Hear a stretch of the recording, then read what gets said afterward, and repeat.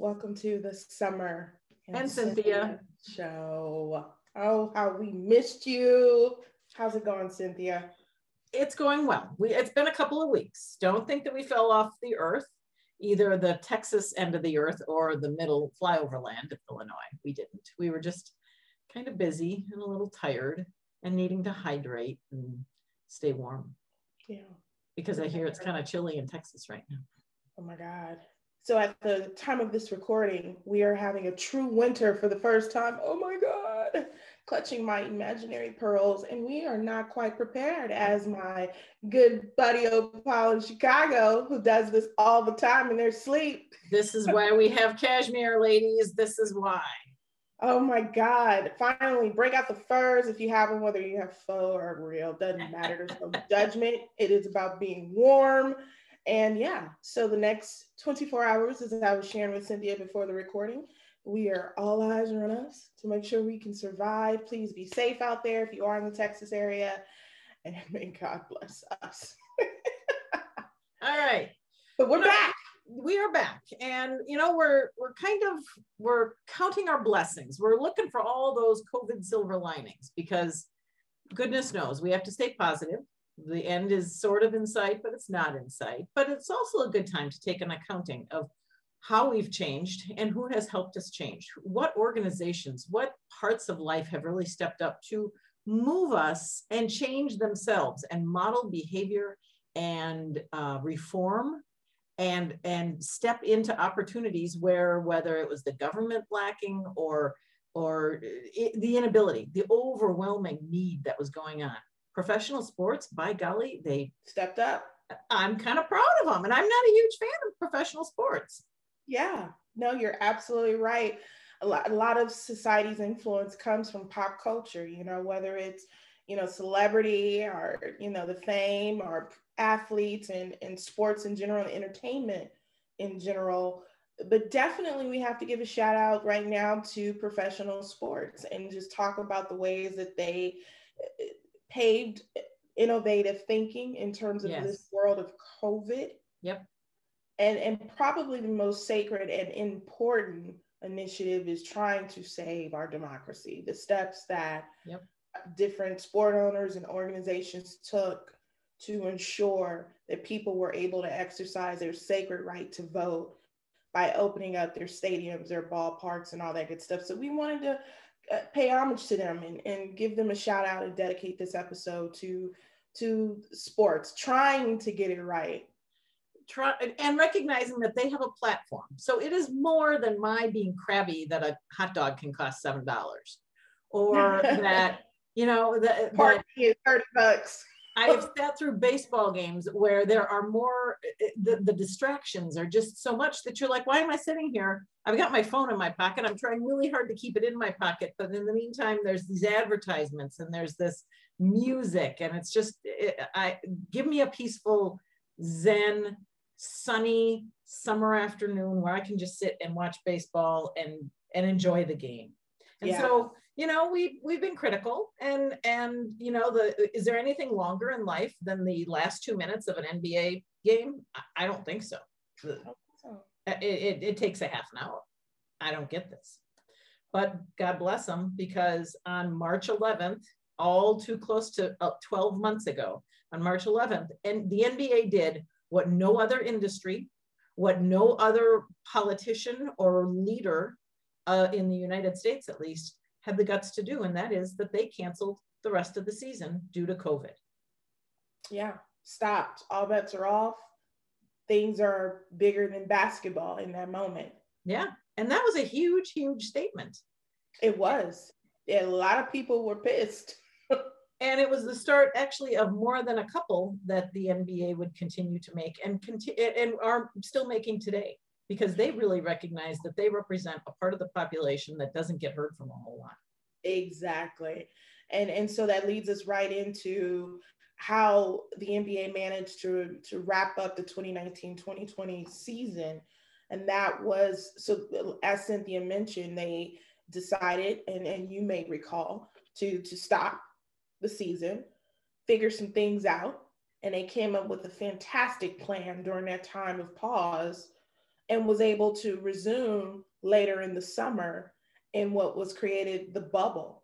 And so they essentially set up shop at Disney's park and campus and insulated themselves from at all levels, from the players to the staff, and just created this world where it was nothing but them, and keeping the external world out. And it was unprecedented and amazing to watch. So what they did was they took 22 of the 30 teams. And the reason why it was only 22 is because it was like, okay, who actually has a shot of going into the playoffs? Because this is expensive. This is massive. We can't do this for everybody. So once they dwindled down to the 22 that went, and they managed to play 172 games over a 2-month period, and no one tested positive. And of course, they had the strictest rules in place, testing around the clock, and just making sure that everybody adhered to what was necessary to, if you want to continue this game, we have to do it this way. Now, of course, you're talking about an entity that has an amount of resources that many of us wish we had access to. So, of course, there was a privilege in being afforded to do such a thing as insulating yourself into a mini society to get over this hump of playing a game and providing us entertainment, right? Because it's all about us. We got to be entertained. But it was said to cost the NBA about 180 million bucks to do this. As a society, could we find the money to do this? I think so. There's an obscene amount of money spent on defense, right? And you would almost have to do the same type of thing when you're talking about the schools, right? And just regular society. I mean, you're going to have to insulate very similar to what the NBA did. And I don't know if it's impossible to create those infrastructures, but there certainly will take the willingness to do so. And it's funny because as pristine as that whole experiment turned out to be, and shout out to the Lakers who ultimately won that championship. Woo, woo. Anyway, 2020 to 21 season, the current season, has been a little bit of hiccups because it's back to not almost normal, but they're back in their home arenas. And now the crowds are not as high as are what they used to be, but there's no more bubble, right? And so there's been a little bit of hiccups here and there. Not sure how you would pull that off, but yeah, that's kind of the NBA right now. So let me go back to the bubble, because if I recall, and I was paying a lot of attention, I guess, or most attention, didn't then the bubble just simply, as the NBA season was coming to an end, the WNBA stepped into that bubble and then stayed in that infrastructure. Is that right? Correct. That is, yes. I'm sorry, I didn't mean to leave the women out. Okay. Yes. Very important. And, just to kind of the caveat with bringing in the WNBA, who have also been very forward and unapologetically loud about standing up for rights and social injustices and things of that nature. Shout out to them. I just wanted to make that statement that I don't mean to leave the ladies out by any means, but you're absolutely right. They too were a part of that bubble. So much so where you would have thought the NFL, who was coming up on their season, would have taken several plays out of the NBA's playbook, but they said no, and particularly Jerry Jones, staring at you, wanted crowds in the stadium. The Cowboys were gonna set the tone on how to do this safely, yet still normal. No, because we've seen countless, roughly 200 people have been infected in the NFL. We're past it now. We just had the Super Bowl. But yeah, 200, it was a mess. And they had to postpone games because the whole damn team had an outbreak. So it was interesting to compare and contrast the two leagues. And it's even more interesting to watch the NBA not necessarily replicate the success. I guess it has to do with it $180 million and probably more if you're talking about bringing the entire league to start. But yeah. You know, another similarity as we've gone from NBA and then WNBA and NFL is the whole concept around racial injustice, racism in general, and certainly in all of the sports, the understanding of the value of the contract. I mean, we're talking about the talent in so many of these sports being men and women of color.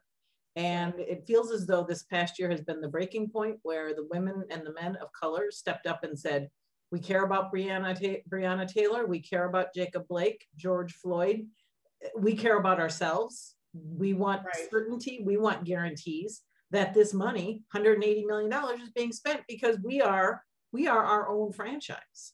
Correct. And that's putting labor into a very different view that could be understood by the very viewers, by the fans. Correct. That I too need to advocate for myself with my employer and really press that point. And that's definitely changed the tone, and I'm hopeful that it will continue through the future. But also seeking the justice for all of those who have been killed by police officers. And marrying that with, well, what do you do in addition to making sure your voices are heard and getting out and peacefully protesting and disrupting order? That's the point of protesting. It's supposed to be inconvenient. More importantly, the power of vote, because also last year was an important election year on a lot of levels. And so what the NBA and owners and organizations were and not even just, NBA, it was actually across the board. And NFL, Exactly. It was stadiums, it was arenas, it was ballparks that allowed their facilities to be polling places. And that was important because what was happening, local electors were trying to, did shut down polling places. Sure. And you do that to suppress the vote. If I can make it as inconvenient as possible for you to exercise your right to vote, I am going to do that. And why am I so intent on doing that? Is because I know you're going to vote me out. And so I appreciate how the sports team, again, listening to their most prized possessions, their employees, their players, who live this life all the time, and providing a place where people can go exercise their rights to vote. So shout out to sports, and it wasn't foolproof, and it wasn't supposed to be. It wasn't perfect, but it was a big step. It was a big step. And a big message that we have turned a corner on accepting this. There certainly was a public health measure that they helped meet as well, and that was to take these large, in many cases, publicly funded buildings and use them for the good public purpose that they are. When you think about your polling place and where you voted in the past, it might be a high school gym, might be an elementary school gym. You start putting a lot of people who are part of a primary or a general election going through a little tiny gym in the course of 12 hours. No, that's not a safe, there was no guarantee that was ever going to be safe or a good use of those sorts of public buildings. So it was absolutely the best possible outcome to finally raise the level of performance of these expensive, beautiful buildings that have wide concourses and can move people in and out. You know, they're usually attached to either transit or large parking structures. So definitely, we would not be sitting where we are today if the NFL, the NBA, the WNBA, Major League Baseball, somewhat, they were caught in the middle in so many ways. But again, I think everybody was learning from everybody. And actually MLB, in terms of making more stances in social injustice, I've got to give it to them. Because they could be a little conservative as well. And last season, they took steps. They put out BLM and, spoke out about anti-racism and things like that. Again, it's too much going on in front of our eyes to deny. Right. And shout out to what seemed to be our modern day pioneer, Colin Kaepernick, who was trying to bring this to our attention several years ago, right? Yeah. And essentially got ostracized and lost his job and was just villain number one, right? Because he was so anti-American. And now all of that is manifest and shown itself that, oh, he may have been onto something. Well, I mean, we've known about this from the beginning of time. But so yes, I do want to also say, you know, shout out to Colin Kaepernick for putting it all out on the line. Yeah. He has sacrificed, in some ways, he sacrificed the career that he knew he had. Oh, he stepped out of his own comfort zone to make a very bold statement that the world, or at least the United States, wasn't entirely ready for. Right. But a good 40% of it was. And in a short period of time, although at his expense, that remainder has moved so that now we are in a majority of understanding and having seen firsthand what kind of injustice, what kind of violence happens at the hands of our law enforcement.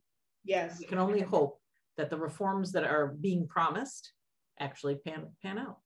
Absolutely. And kind of put a button on this segment, you know, it a lot of times businesses, entities, we're scared of the dollar, right? And where customers will stop buying from us if we take a stance. And I think we have seen time and time again, if you're on the right side of history, on the right side of things, your consumers will be there. Sure, you'll have some that go away, but I'm thinking of Nike right now, who unapologetic. Now they got some issues, but for the most part, in terms of Colin Kaepernick and how they embraced him, leaned into him and his message, what happened? I mean, right. And so again, I think the whole corporations and entities trying to hide behind not having an opinion, too much is on the line now. So shout out to all the sports organizations who tend to want to say that politics and life has nothing to do with the field, but that's hard for you to ask your employees to separate when they live that life every day. And the entertainment field sort of has been in that mind space for a longer period of time, is generally has been more progressive and outspoken. If you go all the way back to HIV/AIDS, really it was the entertainment field that helped raise that awareness. Sure. But the other reality is that between, call it Gen Z, the millennials, and Gen X, that is now rapidly becoming more than 50% of at least the consumer market. And then you take the lower end of the baby boom and you draw the line at Title IX. And so Title IX, again, kind of getting back to where women are, and then we'll bring this conversation to an end, is that because Title IX brought athletics to girls, I still am part of the first generation that really wore tennis shoes in junior high and could wear tennis shoes and pants to school. And the older women just don't entirely get it. It's not important to them. They aren't buying new tennis shoes necessarily every day, or have multiple pairs of tennis shoes for all the different things they do, because that just was not their experience. So time marches on, and in this way, it's contributing to progress. Yes. Ooh, ooh, ooh. Shall we talk about a little soul candy? Let's do that.